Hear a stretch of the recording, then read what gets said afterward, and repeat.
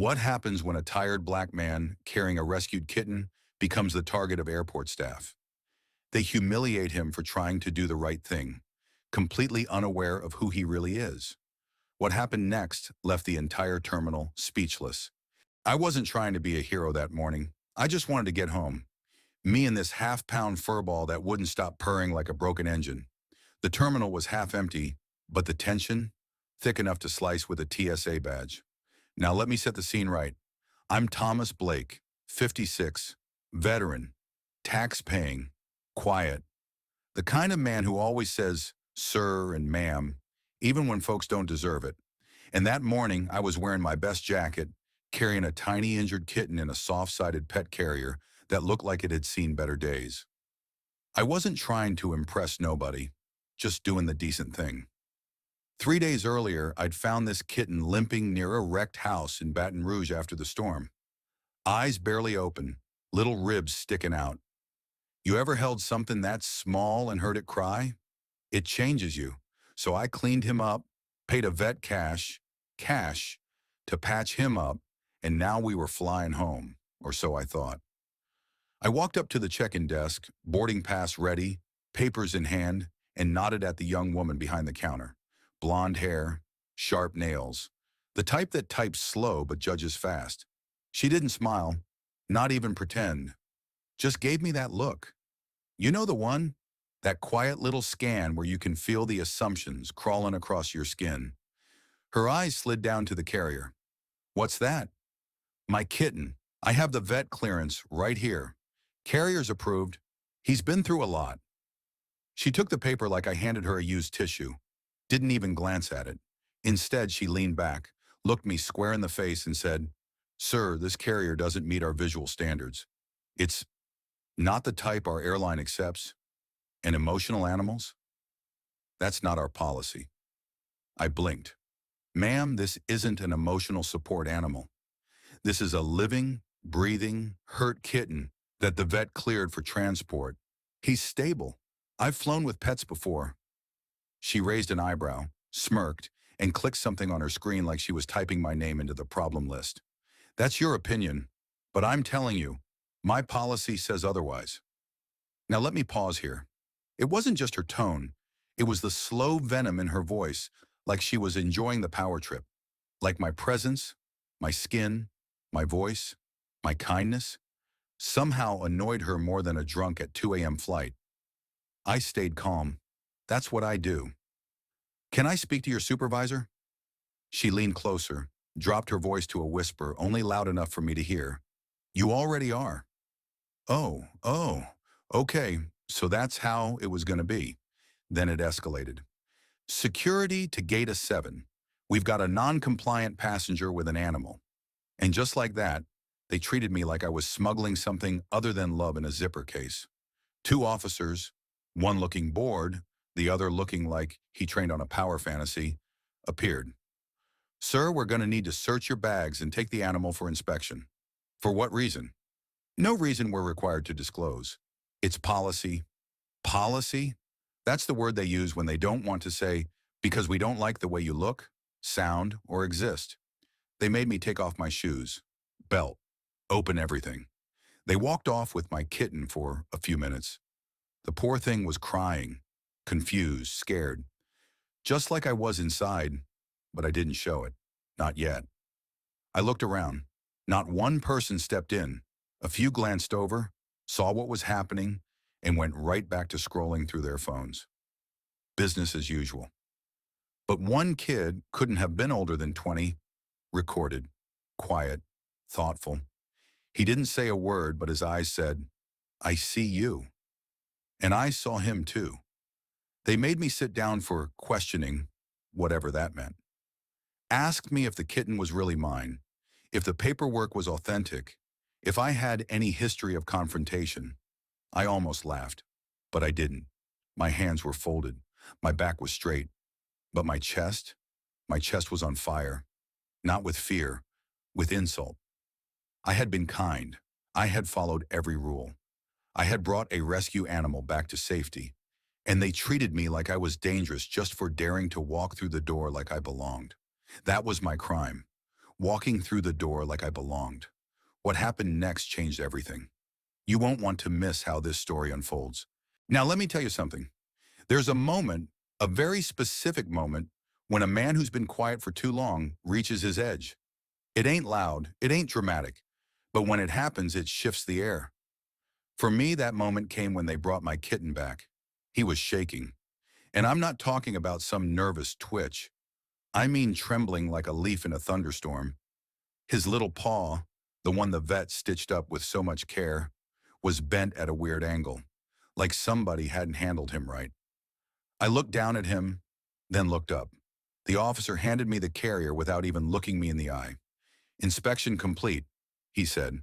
I asked him, calm as ever, "Was he handled gently?" He shrugged. "Standard protocol." Now, I may be a lot of things, but one thing I'm not. I'm not a man who lets silence protect disrespect. I nodded slowly, stood up, adjusted my jacket, and said the quietest sentence I'd spoken all morning. "I'll be right back." And just like that, I walked out. Not angry, not yelling, not making a scene. But if you've ever seen a storm brewing in a man's chest, you know what it looks like when he walks off like that. I headed for the outer concourse and found myself a seat by the glass. Far enough to breathe, but close enough to keep my eyes on that desk. Pulled out my phone. Scrolled to a contact I hadn't called in years. Tapped call. "Yeah, hey, this is Blake. Thomas Blake. I need to file an immediate report. Aviation Code 3, subsection 42, passenger discrimination and abusive transport animal. I've got video, I've got paperwork, and I've got a whole lot of patience that's about to run out." Pause. "Yeah, I'll hold." Now here's where it gets interesting. While I'm sitting there, going over timestamps and notes, guess who decides to walk by like I ain't sitting there? That same woman from the check-in desk. Still smug, still in control, or so she thought. She stops, eyes me like I'm gum on the bottom of her shoe. "You're still here?" she said. I smiled. "I am." She narrowed her eyes. "We've already documented the incident, sir. There's nothing further for you to do." "Ma'am, you ever hear a word that makes you want to laugh and scream at the same time?" I looked at her. Not through her, not past her, at her. "You know what the funny thing is?" I said, my voice steady. "You saw me. You saw a middle-aged black man with a cheap carrier and a beat-up kitten, and you assumed I didn't matter. You assumed I didn't know the rules. You assumed I had no recourse." She blinked. I kept going. "But I do matter. I do know the rules. And I got a whole folder in this phone labeled proof. So now all I have to do is wait." And would you believe, her smile started to crack. Just a little. Her shoulders tensed. She started glancing around. Then, as if trying to save face, she huffed and walked away, like she had something more important to do. 10 seconds later, my phone vibrated. "Mr. Blake, this is Regional Operations for Aviation Oversight. We've reviewed your documentation. We'll be arriving shortly to speak with personnel. Please remain on site and do not engage further." Oh, trust me, I wasn't going nowhere. Not until I saw it with my own eyes. And let me tell you, the shift in that terminal when they arrived, you could feel it. You could hear it. Radios clicked on. Managers rushed from back offices like ants in a kicked-up hill. The same folks who ignored me an hour ago suddenly started asking if I needed water. If I was comfortable. Funny how fast people remember your humanity when consequences walk through the door. This is the climax. Everything you've been waiting for is about to go down. Stick around. You're not going to want to miss the way this man turned the whole situation upside down. Let me tell you, there's something different about silence when it's loaded. Not peaceful, not calm, but thick, charged. The kind of silence where every whisper carries weight and every footstep feels like a warning.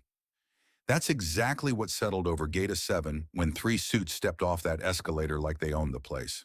No name tags, no nonsense, just crisp navy jackets and a look that said, "We didn't come to chat." The first one approached me, tall, black, about my age, the type of brother who walked like he'd seen too much to be impressed by anything. "Mr. Blake?" he asked. "Yes, sir."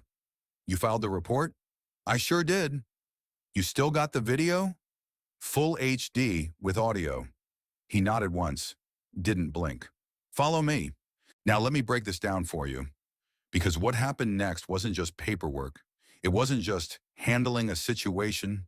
It was a reckoning. We walked past the same check-in desk where it all started. That woman? She spotted us before we even got close. You ever seen someone's face freeze mid-smile? It's a special kind of poetry. She straightened up like a school kid who just remembered she forgot her homework. The agent turned to her. Can you confirm your name and position? She hesitated, just a second too long. Yes, supervisor of passenger services. Perfect, he said. You've just been named in a formal complaint under Federal Transport Discrimination Code. Step aside, please. You're being temporarily relieved of duty pending investigation. Y'all, the room didn't gasp. It paused. Even the coffee machine stopped hissing like it was trying to listen in. She stammered. Wait, this is a misunderstanding. He was being... No, he interrupted.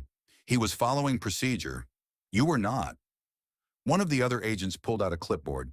Please surrender your access badge and credentials for review. Now. And just like that shiny little badge, the one she used like a sword all morning, was clipped off her lanyard and handed over like expired milk. No more power, no more smirk. Just silence and a forced smile that couldn't even hold its shape. She turned to me. Her lips moved like she wanted to say something. An excuse, an apology, maybe a rewrite of the truth. But I didn't need her words. I'd already heard enough. I turned to the agent. Can I say something? He nodded. Go ahead. I looked her in the eye. You saw a black man with a rescue kitten and thought I didn't belong. You saw someone you thought you could dismiss. Today you learned, respect ain't optional. It's the bare minimum. I didn't yell. I didn't puff my chest. I just stood there, calm, centered, and real. She said nothing, and that, my friend, said everything. A few passengers clapped, just a few, quiet, polite, but enough to let me know folks were paying attention. The young guy who filmed earlier? He gave me a subtle nod from across the room. I nodded back. The agents walked me back to the main concourse, offered me a complimentary flight voucher, and handed me their contact info in case anything else comes up. I took it. Not because I planned to use it, but because a man should always keep receipts. And that was the day a man with a kitten walked into an airport and walked out with his dignity intact, and somebody else's badge in a plastic envelope. Not because he raised his voice, but because he stood his ground. And you know what? That kitten slept like a baby the whole flight home.